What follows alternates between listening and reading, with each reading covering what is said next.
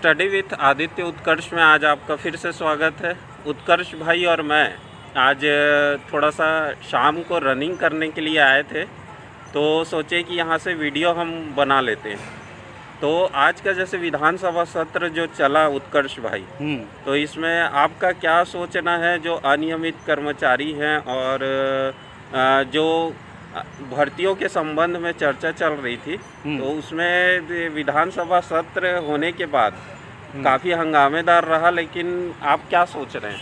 अभी सर वो बजट सत्र चल रहा है ना, तो जो अनुपूरक बजट 4100 समथिंग ऐसा कुछ अनुपूरक बजट पास हुआ, उसमें हंगामा भी हुआ है और विपक्ष द्वारा बहुत अच्छा कहा जाए तो प्रोसेस देखने को मिला कि 2020 से लेकर 2022 तक के जितना भी वैकेंसी निकला था, कितना पद निकला था और कितना उसमें भर्ती हुई है, कितना वेटिंग में है, कितना और बाकी है, ये सब चीज़ लिखित में पूछा गया है, जिसका जवाब जो सत्ताधारी पक्ष है वो डाटा एकत्रित करेंगे, ऐसा करके उसका जवाब देखने को मिला है।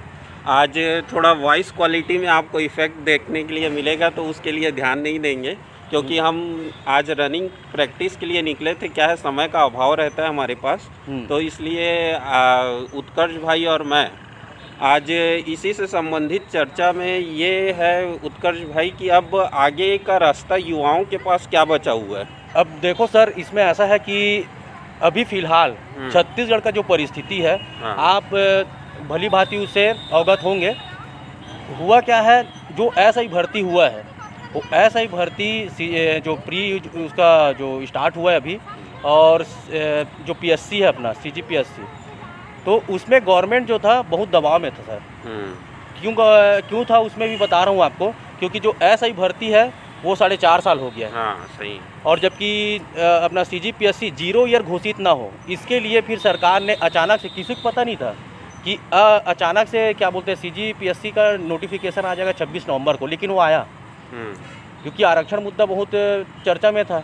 किसी को पता नहीं था कि 0% आरक्षण से हो जाएगा करके। मुख्य बात यह है उत्कर्ष भाई कि जो 0% आरक्षण में PSC का जो वैकेंसी है वो आया, क्योंकि उस समय ऐसा माहौल उड़ा हुआ था कि हमारे छत्तीसगढ़ में कोई भी आरक्षण रोस्टर लागू नहीं है। हाँ। तो और अभी वर्तमान में वो कोई भी भर्ती 0% आरक्षण में निकाल ही नहीं सकते, क्योंकि जैसा कि सत्र न्यायालय में 50% के आधार पे निकला है, तो इससे सभी को पता चल गया है कि छत्तीसगढ़ में 50% का आरक्षण रोस्टर लागू है। अब सरकार के ऊपर है सर कि वो लागू करती है कि नहीं करती है, क्योंकि सुप्रीम कोर्ट में भी वो चर्चा चल रहा है और अभी 22 तारीख को 22 या 23 मार्च में को नेक्स्ट हेयरिंग है। अब हो सकता है वो फाइनल हेयरिंग होगा कि उसके बाद डेट के ऊपर डेट है, वो तो कुछ कहा नहीं जा सकता। वो ऐसा सुनाई पड़ रहा है उत्कर्ष भाई कि वापस जो है ये जो नए राज्यपाल आए हैं श्री चंदन जी, विश्व रंजन जी, तो उनके पास वापस जो है वो कांग्रेस कमेटी जो है वो जाने वाली है आदिवासियों को लेके 76% आरक्षण के लिए। तो मेरा आप लोगों से यही पूछना है कि अब आगे युवाओं के पास रास्ता क्या बचता है?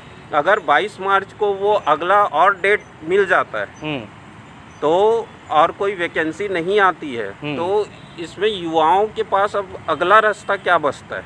अगला सर वही रास्ता रहेगा कि अपने हक के लिए और जितना भी वैकेंसी जो हो चुका है भर्ती, उसका जो है उसको कंप्लीट कराया, और कुछ जो पोस्ट रुका हुआ बहुत सारों से, तो उसके लिए तो फिर रोड में आना पड़ेगा। जितने भी अभ्यर्थी हैं उन लोग को कम से कम अपने हक के लिए कि भाई इतने साल से तैयारी कर रहे, 4.5 साल हो गया, पोस्ट नहीं बराबर निकला है, और जो निकला है उसमें भी भर्ती नहीं हुआ है, पूरा प्रोसेस कंप्लीट नहीं हुआ है। तो वही एक है सर कि इसमें जो है प्रतिभागी को अपने जहाँ भी हो, चाहे वो ट्विटर कैंपेन के माध्यम से हो, कहीं भी हो, अगर 22 तारीख को ऐसा कुछ नहीं होता तो फिर धीरे से फिर वो प्रोसेस आगे बढ़ना चाहिए मेरे ख्याल से, और सबको पार्टिसिपेट करना चाहिए। क्योंकि आप सभी को पता है भाई कि ना, जो दोनों पोस्ट निकला था, ठीक है, जो CGSI प्री का और CGPSC प्री का, वो उसमें सरकार दबाव में थी, तब वो आनंद पानन में 10 दिन में निकाल दी, है ना। लेकिन अब बोलोगे कि अब उसके पास अभी तो एकदम क्लियर हो गया है, तो अब पोस्ट आएगा कि नहीं आएगा वो कुछ कहा नहीं जा सकता। और जितने भी यूट्यूब में चल रहा है ना कि डेट बता रहे हैं, फलाने होगा, ये होगा, तो वो छोड़ दो, उसको किसी को पता नहीं है कब आएगा, कैसे आएगा। तो उसके पीछे मत भगो, सिर्फ अपने तैयारी में फोकस करो। और जहाँ लगता है कि हाँ भाई हमको आंदोलन करना चाहिए, कुछ करना चाहिए, क्योंकि अभी बीएड संघ वाले भी लगे हुए हैं अपने तरफ से, तो सपोर्ट करने के लिए बिल्कुल आप रेडी रहे भाई। फरवरी में एक और नया आंकड़ा निकल के सामने आया उत्कर्ष भाई, बेरोजगारी का आंकड़ा, जो वो तो हमेशा 0.8% के लगभग निकाल के आया। मैं तो नर्वस हो गया। नहीं सर, वो तो 0.1 था, कैसे 0.1 हो गया तो 8 हो गया, वो समझ से परे है। बाकी ये तो जितने भी अभ्यर्थी हैं ना, वो जब ये आंकड़ा देखते हैं हर महीने जो आता है, वो अचंभित कर देने वाला रहता है। तो मैं वही आज का विधानसभा सत्र, 2 दिन का विधानसभा सत्र देख के मैं अंदर से ना दुखी हो गया कि इसमें बेरोजगारों का चर्चा कहीं और किसी लेवल में नहीं है। एक क्वेश्चन शायद पूछा गया है, तो उसमें ये बताया गया है कि व्यापम और पीएससी का जो क्वेश्चन ये है कि व्यापम और पीएससी से अभी तक कितनी भर्तियां ली है सरकार के द्वारा, और उसमें कितने लोगों को पोस्टिंग दिया गया है। तो उसमें ये कहा गया है कि अभी जानकारी जुटाई जा रही है। अरे भैया, सरकार के पास अगर जानकारी नहीं है तो किसके पास मिलेगा जानकारी? सही बात है सर। वो अब क्या है, अभी समय है चुनाव का, जितना हो सके पोस्ट से जो अगर वैकेंसी नहीं आएगा तो सरकार को बाद में अपन कुछ नहीं बोल सकते, क्योंकि आचार संहिता लगने के बाद क्या बोलोगे, कुछ नहीं बोल सकते। तो अभी कम से कम मैं ये बोलता हूँ उत्कर्ष भाई, कम से कम आपके पास जानकारी तो होनी चाहिए। जो इक्का दुक्का पोस्ट निकला था और जिसका अभी तक प्रोसेस जारी है, तो सरकार को कम से कम इतना तो पता होना चाहिए कि पोस्ट अभी तक बचा हुआ है और उसका प्रोसेस जो है आधा क्या, एक आधी 2 प्रोसेस हुआ है, बाकी तो सब सर वो ऐसी है। यहाँ जो है सरकार के पास डाटा ना रहे ऐसा कुछ हो नहीं सकता। अब देखते हैं, लेकिन हो सके डाटा मंगा के जारी करेंगे, बताएंगे कितना है। विपक्ष तो क्वेश्चन पूछिए, जवाब तो देंगे ही सदन में, अब देखना पड़ेगा आगे क्या होता है। तो जितने भी हम अभी वीडियो देख रहे हैं, तो वीडियो देखने के बाद कम से कम वो सवाल पूछे नीचे कमेंट में, और आपको क्या लगता है बिल्कुल कमेंट करिए कि वैकेंसी कब तक आ सकता है, क्या लगता है आपको, परिस्थिति क्या है।